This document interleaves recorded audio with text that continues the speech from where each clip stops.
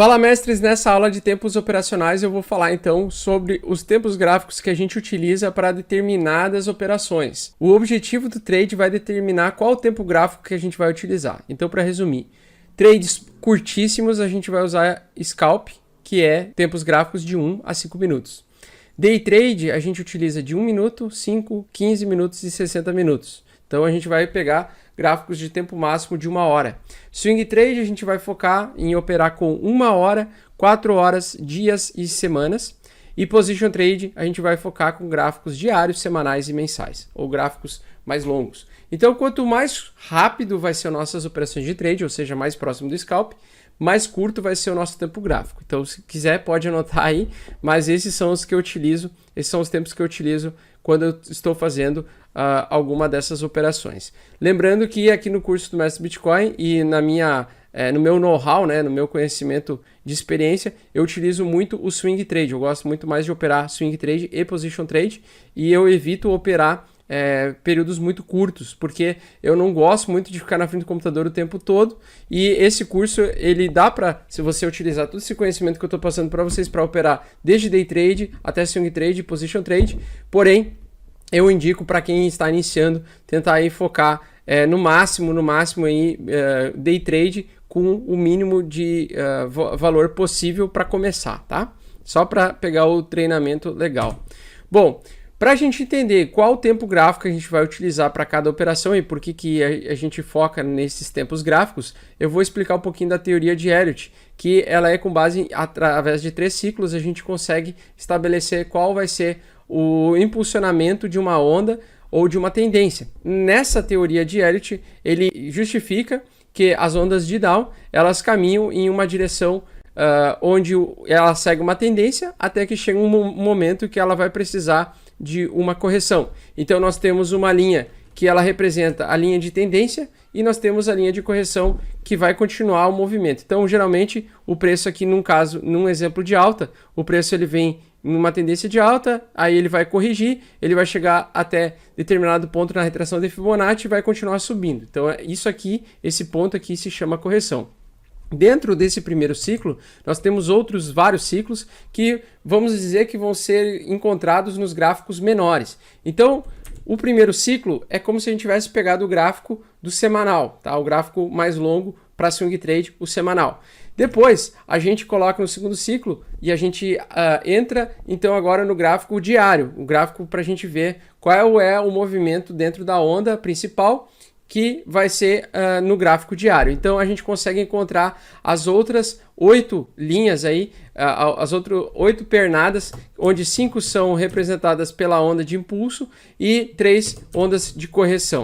E no terceiro ciclo nós temos então diversas ondas, onde ela mostra aqui que chega num determinado ponto de reversão, muda-se a tendência e agora a tendência é de baixa, ele reverte a tendência. Então esse é o terceiro ciclo da onda de Elliott. E o terceiro ciclo seria aí basicamente para nós uma imagem mais aproximada dentro do gráfico. Seria como se a gente colocasse o gráfico no tempo gráfico de 1 hora, por exemplo, para fazer swing trade. Então a gente vai verificar muito mais movimentos, muito mais aproximados, e a gente vai verificar os três tempos gráficos para ver se eles estão indo na mesma direção ou não, ou se estão incongruentes, só para a gente ver se a gente não vai localizar uma reversão de tendência. Porque quando a gente opera, tanto no swing trade quanto no day trade, a gente tem um problema que é descobrir aonde nós estamos, em qual início de movimento. Para explicar então isso para você, eu vou desenhar então aqui a onda de correção e a onda de impulsão aqui, tá? Então nós temos a onda de correção e a onda de impulsão. E a gente quer descobrir, por exemplo, no tempo gráfico, se a gente está entrando aqui, ou se a gente está entrando aqui, ou se a gente está entrando aqui.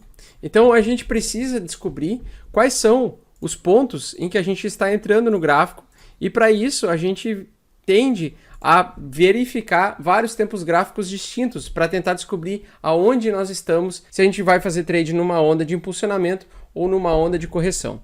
Por isso eu gosto de utilizar praticamente todos os tempos gráficos, eu inicio todos os meus trades através dos tempos gráficos.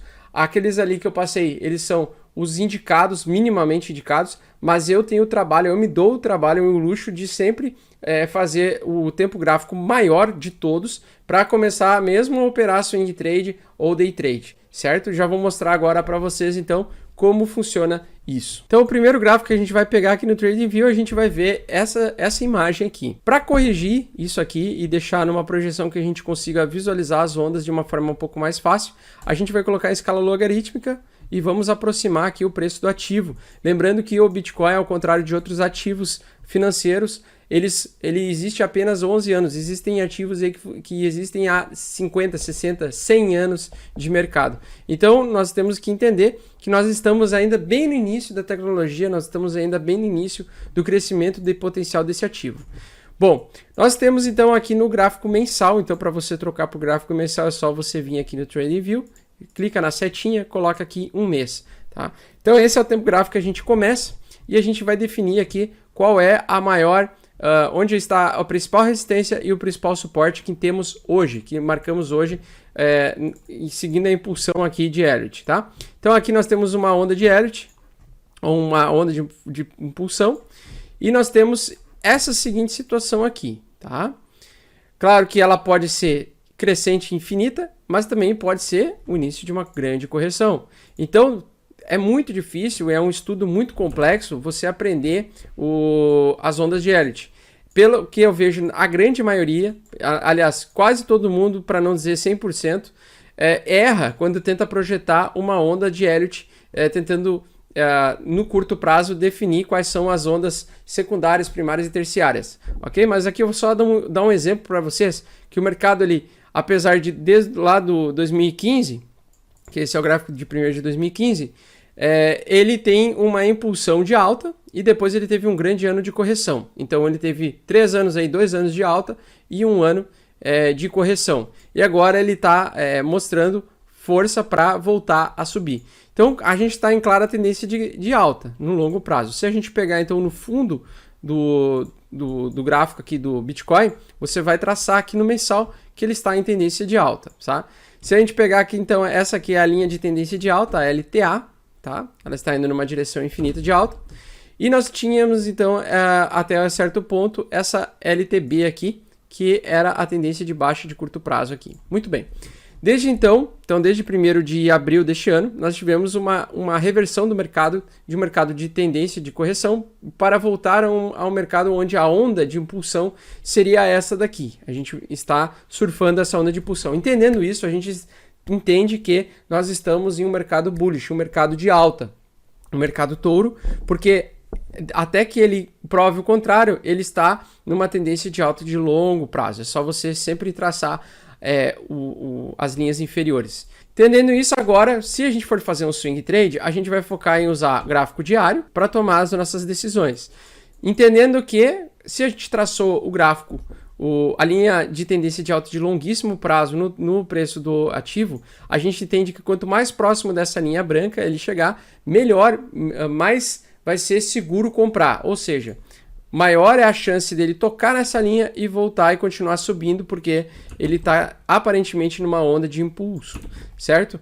Então aqui, essa LTA, para mim, ela sempre tem que ser marcada, mesmo para quem já é experiente nesse mercado, é sempre interessante marcar essa linha para a gente saber que caso aconteça uma grande queda, onde a gente pode ter oportunidade de comprar. Bom, no swing trade, então, se você for olhar no longo prazo e você verificar o preço do ativo está em alta. Então, mesmo que você compre agora para vender daqui umas 2, 3 semanas, você entende que você está em uma visão otimizada para alta, sendo que você vai reconhecer que o preço ele vai corrigir, ele vai ter ondas de correção mesmo em tendência de alta. Então, ele vai ter ondas de correção, que são aquelas ondas secundárias, né? Que a gente mostrou ali antes. Essas ondas elas vão existir, então mesmo que o preço do ativo ele faça isso aqui, ele continue subindo e respeitando essa linha, ele vai andar em forma de onda. Então essa aqui seria a onda secundária. A onda terciária então seria o gráfico de 1 hora. Então dentro do gráfico de 1 hora a gente vai ver cada vez de forma mais detalhada qual é a variação de preço dentro daquelas ondas. Então nós temos aqui aparentemente um rompimento no dia 25 de uma tendência de queda de curto prazo e voltando à retomada de uma tendência de alta. Então, para fazer um swing trade aqui, se você olhar só esse tipo de informação e você traçasse os principais suportes e resistências aqui, principalmente os principais suportes, você vai ver que ele está surfando exatamente em cima de um suporte onde ele quer se manter para continuar subindo. E se ele se mantiver, ó, tá vendo o suporte aqui? Bem forte? Então, se ele se mantiver subindo acima desse suporte, que é 9.200 dólares, ele vai retomar valores de alta. Neste momento aqui, você entra com uma posição de long, acreditando que ele vai subir nos próximos 15 dias. Você projeta os próximos 30 dias no gráfico e você faz uma avaliação de swing trade. Para isso, você vem aqui no gráfico diário, então, e você projeta o seu alvo lá para cima. Geralmente, numa projeção de gerenciamento de risco de 3:1, então a gente poderia colocar aqui, por exemplo, uma long position, né? Vamos dizer que a gente quer apostar numa alta para os próximos 15 dias, tá? Pelo menos aí no teste dos 12 mil dólares. A gente vai colocar então 30% de ganho para 10% de prejuízo. Isso seria uma projeção imaginando um swing trade eficiente.